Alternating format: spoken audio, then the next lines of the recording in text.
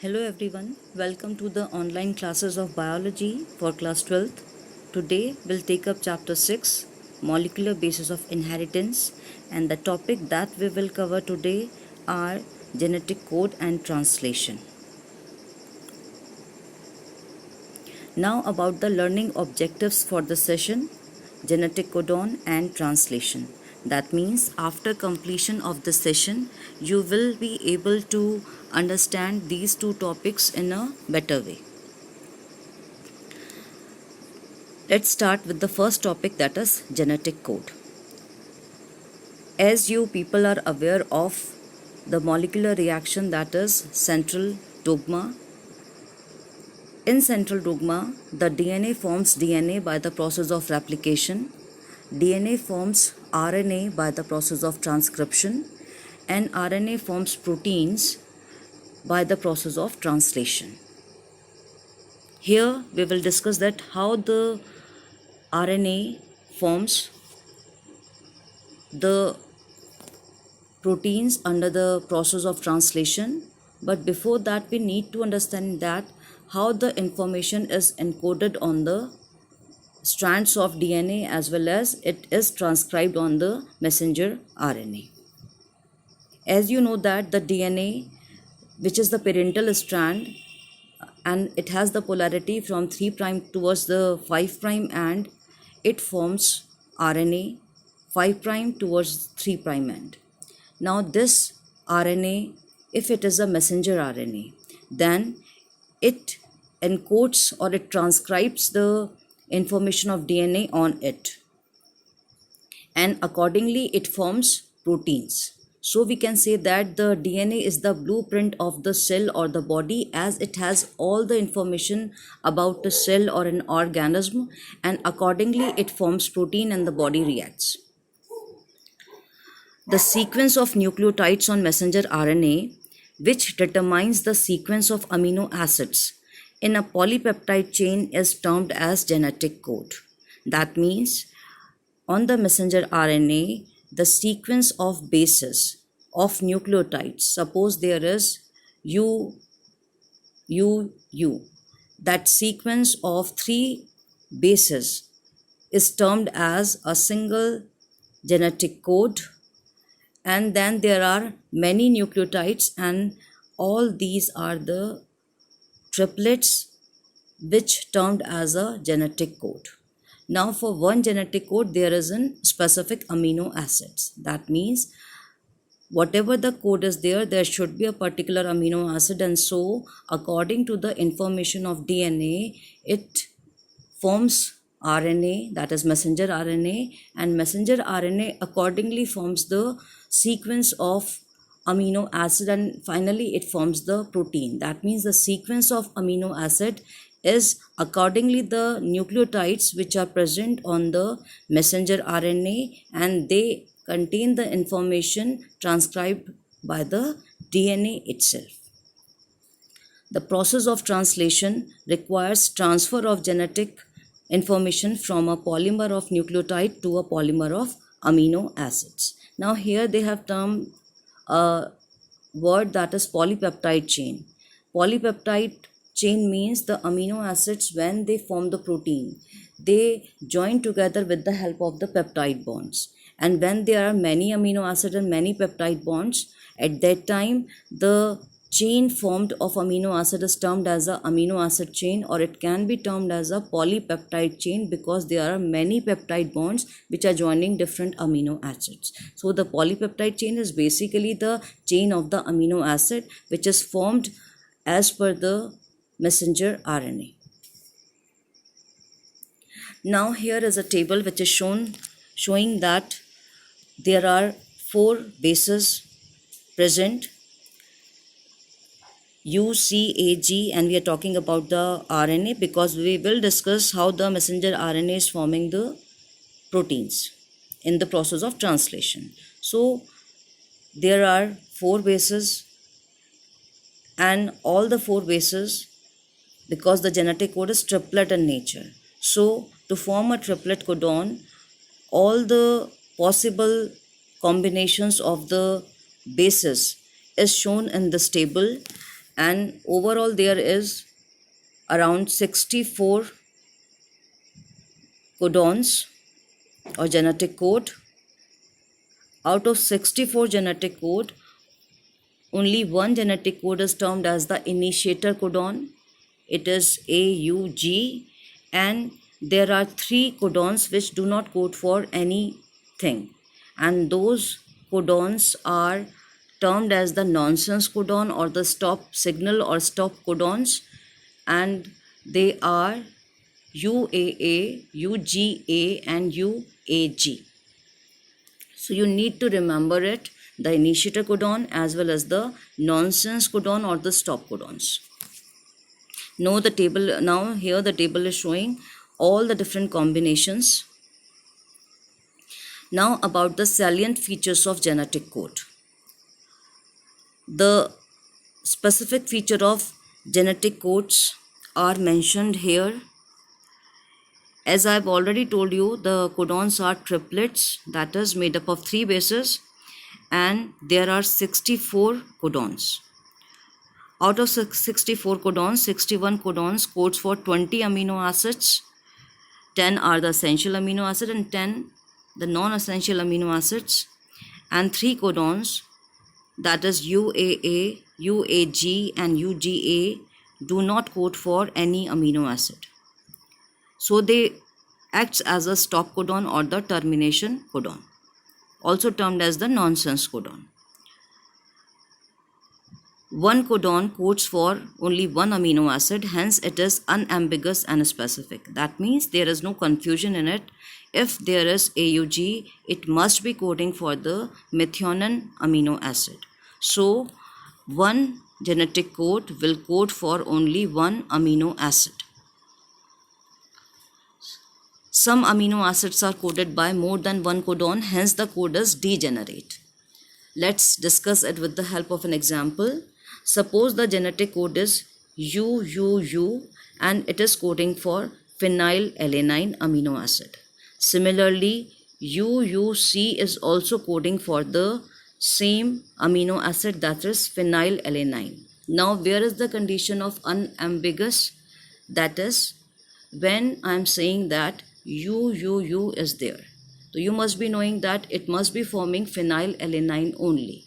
And if I am quoting UUC, you must be knowing that this code will form phenylalanine only. So when I am giving you a particular genetic code and you are getting a picture that there will be a particular amino acid will get formed, so that condition is termed as unambiguous. That means there is no confusion. It is clear that this genetic code will form this amino acid. But what is degeneracy or the degenerate codon? Degenerate means when, because there are only 20 amino acids and we are having 61 codons. So there are few amino acids which can be coded by more than one codon, and that condition is termed as degeneracy. Suppose I am asking you people about phenylalanine. So phenylalanine can be coded by UUU and UUC. So it is having 2 or more codon. So that condition is termed as degenerate. But if I am talking about a specific codon, suppose UUU, there is no confusion. It will be forming phenylalanine only, and that condition is unambiguous. I think you must got the point that what is unambiguous and what is degenerate. Now, the next feature of genetic code is that the codon is read in a messenger RNA in a continuous fashion, that is for prime towards the 3', and there will be no punctuation. The code is universal. For example, from bacteria to human, UUU would code for phenylalanine only.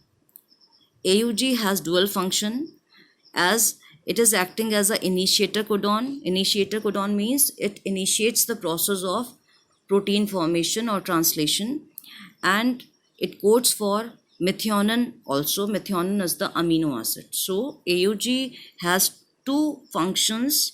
It codes for methionine amino acid and it also acts as initiator codon. Wherever there is the process of protein synthesis starts, the first codon will be AUG only. then the process will start. Now, about the mutations and genetic code, we have already discussed about the mutations. Mutations are the sudden changes in the genetic makeup. Point mutation is the insertion or deletion of a single gene in a structural gene. Now let's take an example of point mutation. This type of mutation involves a change in a single base pair. An example of point mutation is that in a gene for beta globin chain of hemoglobin that results in glutamine in place of valine, and it causes a disease called sickle cell anemia. What happens in it? That the RBC, which is biconcave in structure, it converts into a sickle shaped structure. The image is showing it. So this change is because of the change in the base of a gene, and it is termed as point mutation. Now about the frame shift mutation. It is the insertion or deletion of three or its multiple bases which insert or delete one or multiple codon. Hence, one or multiple amino acids and reading frames remain unaltered from that point onwards. So, example is cystic fibrosis. Now, before coming to translation, I would like to mention one more type of mutation that is termed as silent mutation. If a base change in a codon does not alter the amino acid coded, the mutation is said to be silent mutation. Let's take an example of it. Suppose there is UUU, and because of the genetic change, it turns into UUC. Then there will be no effect on the protein formed because UUU is also coding for phenylalanine, and UUC is also again coding for phenylalanine.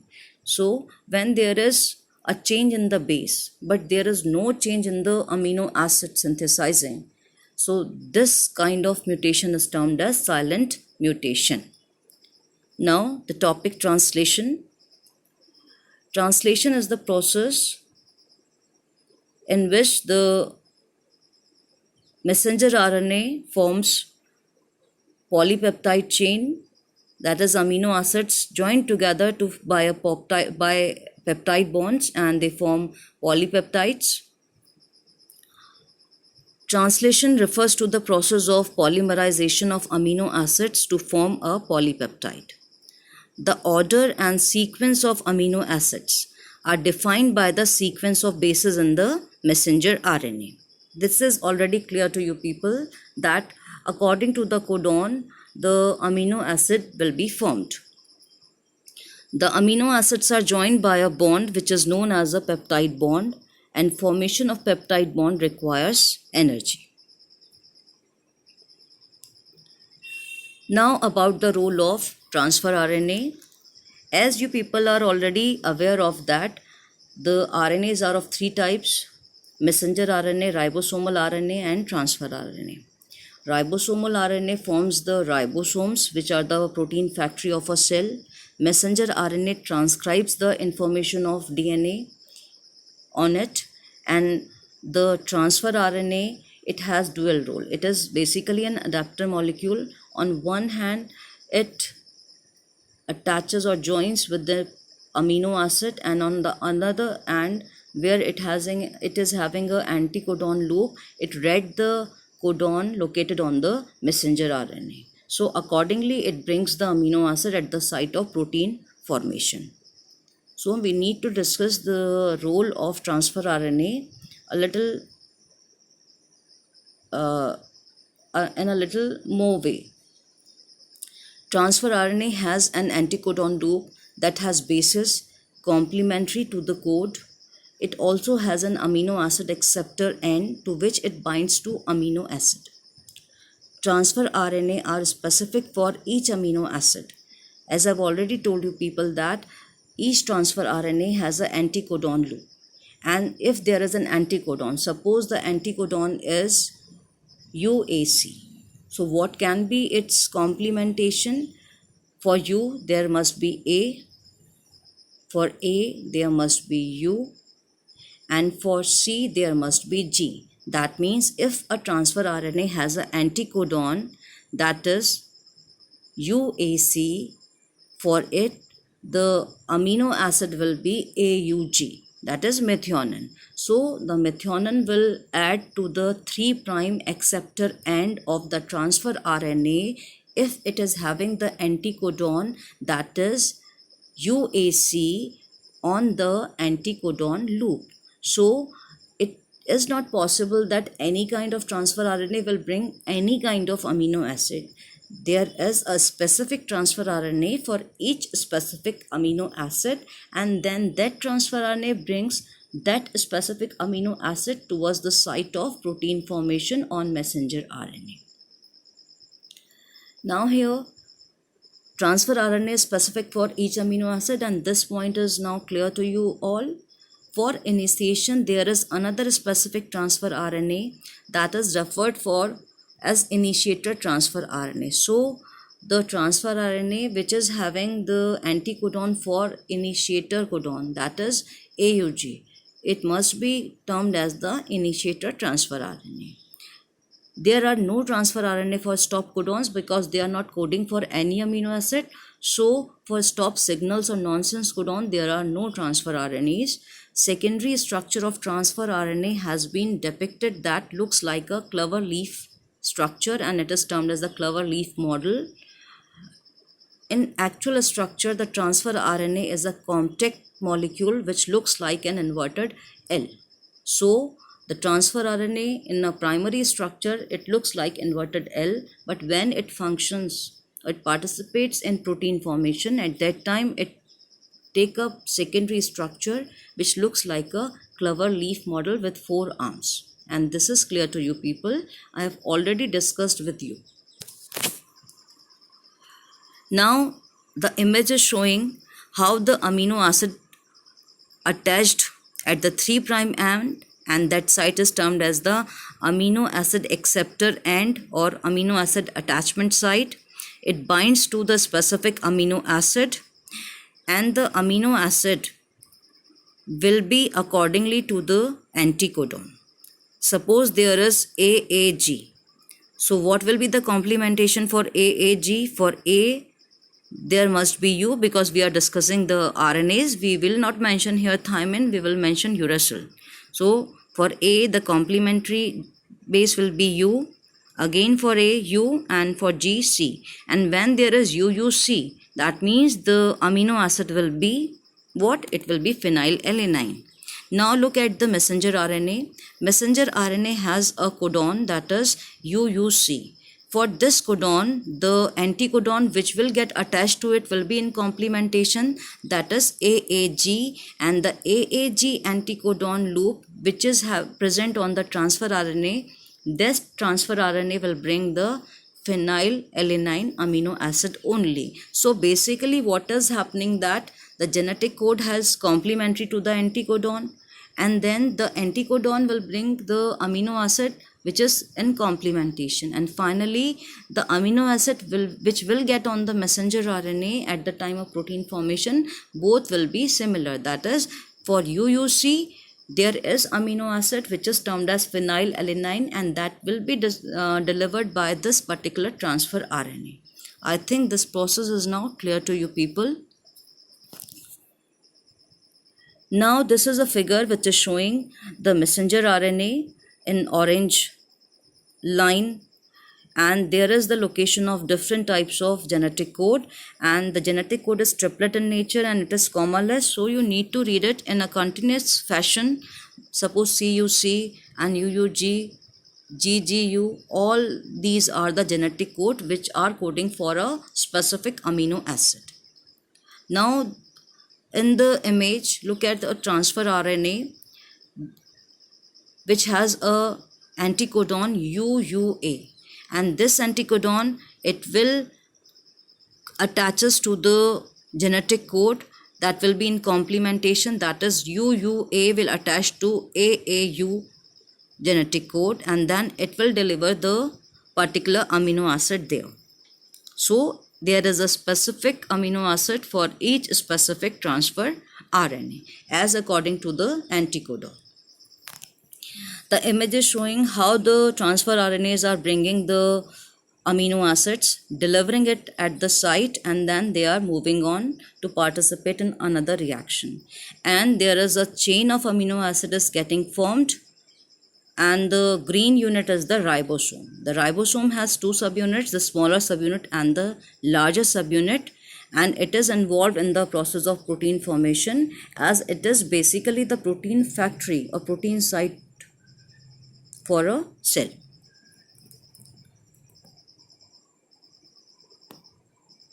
Now the process of translation, as I have already discussed with you people, that in this the messenger RNA forms proteins, and the amino acid, they join together by peptide bonds and form the polypeptide chain, and that polypeptide chain then it forms the protein.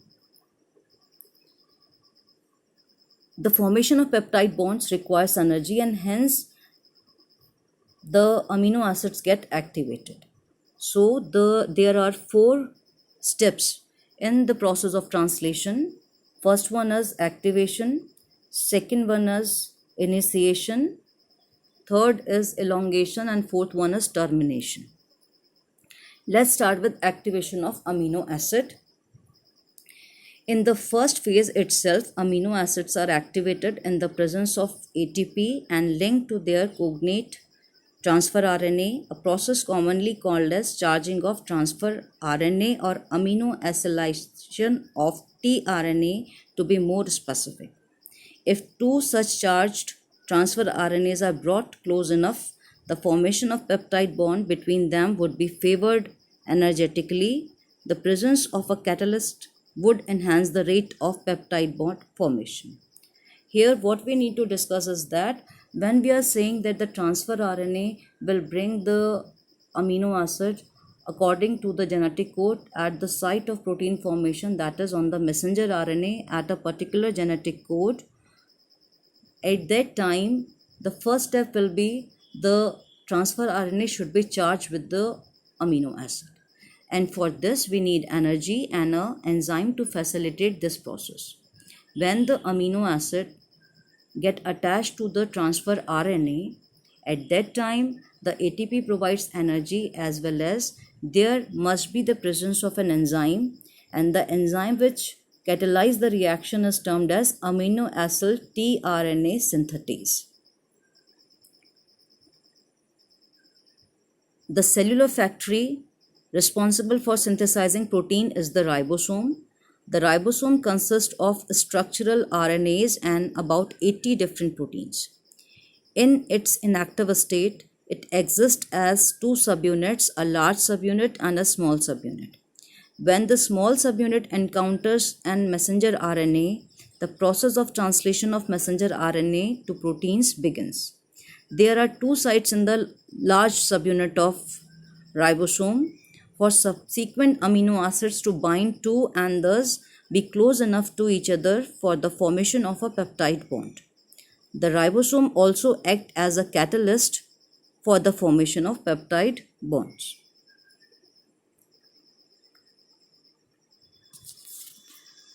Now about the UTRs. Now what is UTR? UTR is untranslated regions. As inside a cell there are many messenger RNAs which are forming the proteins, and proteins are formed in the form of a polypeptide chain first, and later on they attain primary, secondary or tertiary structure and convert into a protein molecule. So at the time when the protein formation is taking place, if the messenger RNAs are lie next to each other, there may be a possibility that the formed amino acid chain combine together to form a complex protein molecule. So to avoid this condition, the translation unit in messenger RNA is flanked by on both sides by some specific untranslated regions which are termed as UTRs. Suppose there is a messenger RNA and the first code is the initiator code and the last code is the stop codon or the nonsense codon. Now, both these sites are further on flanked by untranslated regions. And what is the need of these untranslated regions? These are required for efficiency of protein formation, or we can say that they are required for efficient translation process. A particular kind of protein will be formed by the cell and no unnecessary protein will get formed because of the complications of the cell. To avoid all these unnecessary complications, the messenger RNAs are flanked on both sides by untranslated regions, which helps in forming a particular kind of protein. So, this is the importance of untranslated regions present on the messenger RNAs. Now, the second process is initiation. What is initiation? As I have already discussed with you people, that the first step is activation of transfer RNA, in which it attaches with the particular amino acid and start bringing it towards the messenger RNA at a particular codon. Now the ribosomes, before the process, they remain in the inactive state. The larger subunit and a smaller subunit lie separately, and at the time of protein formation, both the subunits come to the messenger RNA and then they get attached to each other at the initiator codon, and then finally the process begins.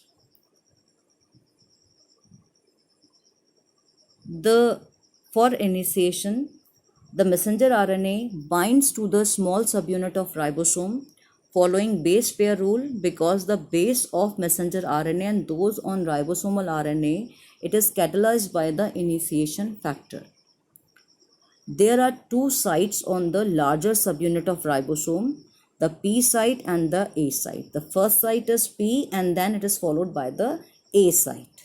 The small subunit with the transfer RNA attaches to the larger subunit in such a way that the initiator codon AUG comes on the P site.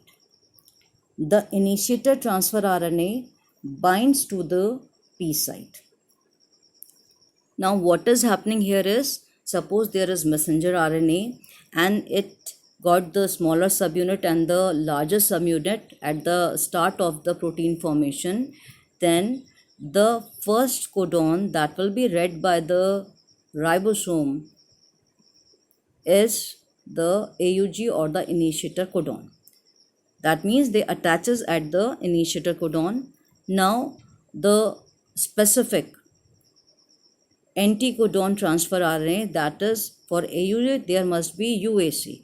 So the transfer RNA with UAC, it will attaches to the methionine and then it will bring it towards the site of protein formation, and the first site, that is the P site, will lie on the initiator codon, and then there the transfer RNA delivers the amino acid and it moves on to participate in other reaction after delivering the amino acid at the site, that is P site.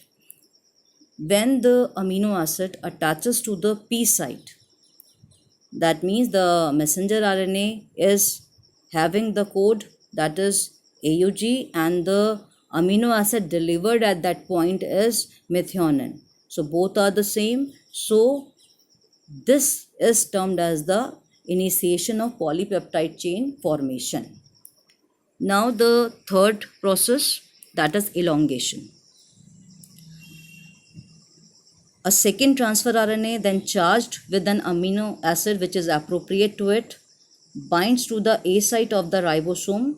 Now the P site is only to take up the amino acids and the chain elongation of amino acid will take place at the P site, while the rest of the codon will be read by the A site only. During this stage, complexes composed of an amino acid linked to transfer RNA sequentially bind to the appropriate codon in messenger RNA by forming complementary base pairs with the transfer RNA anticodon. The ribosome moves from codon to codon along the messenger RNA. So you need to remember that suppose there is a thread and we put a bead over it, and then we keep on moving the bead towards the forward direction. Similarly, the messenger RNA do not move anywhere. There is the ribosome over it which keep on moving and reading the codons one after another one, and accordingly it attaches the amino acids at the A site, and which later on get shifted to the P site, because A site will accept the amino acid according to the genetic code, and then those amino acids need to be shifted at the P site. So the elongated chain of amino acid will be formed or we get the chain at the P site only, and the A site will only accept the amino acids.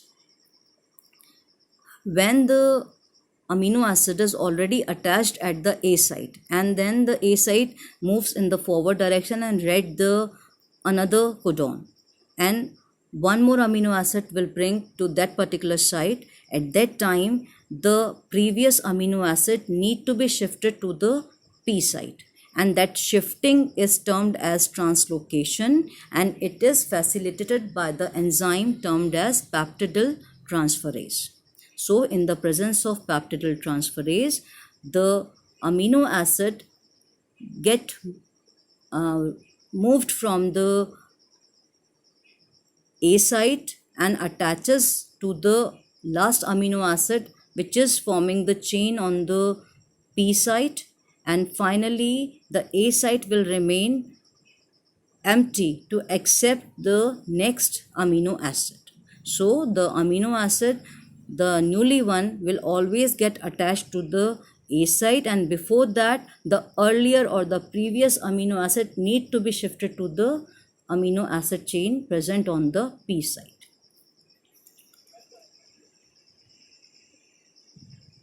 Now the last step, that is termination.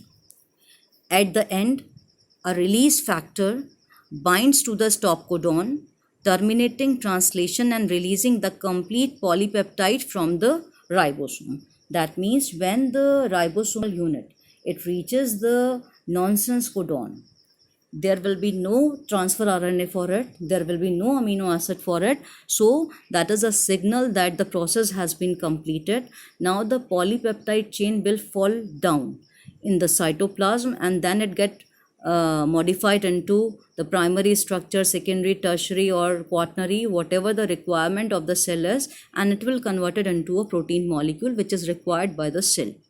While the ribosome, it again get detached, the two subunits get detached, and they will attaches to each other only when there will be the process of translation. That means the ribosomal unit, the both subunits lie separately, they get united only at the time of translation. I think the process is clear to you all. There is again, just get back to a quick revision of it. The ribosomes are the protein factory, and the DNA has transcribed information on the messenger RNA in the form of the genetic codes. And now here the transfer RNA, they are bringing the amino acid as per the genetic code, because the genetic code is complementary to the anticodon, and anticodon is present on the transfer RNA, and transfer RNA, as per the complementarity rule, it brings the particular amino acid. Here they have shown the P site and the A site on the ribosomal unit as the site which is having the elongated chain of polypeptide. That site is the P site, and the another one which is having a single amino acid is the A site. So at one time only one amino acid will lie on the A site, while the elongation will occur at the P site only. And the process of shifting of the amino acid from A site to the P site, and that will be attaches not at the beginning but at the end of the polypeptide chain. So that process is termed as the translocation process, and it is facilitated by the enzyme peptidyl transferase. So there are 4 steps in the process, that is activation of the transfer RNA. Second one is initiation of polypeptide chain formation. Then third is elongation of polypeptide chain, and fourth is termination of polypeptide formation. And to get the efficiency, or to increase the efficiency of protein formation, there are untranslated regions or UTRs present on the messenger RNA, or they flank the messenger RNA at 5' end and the 3' end. Now the topic must be clear to you all. Thank you for the patient listening. Take care.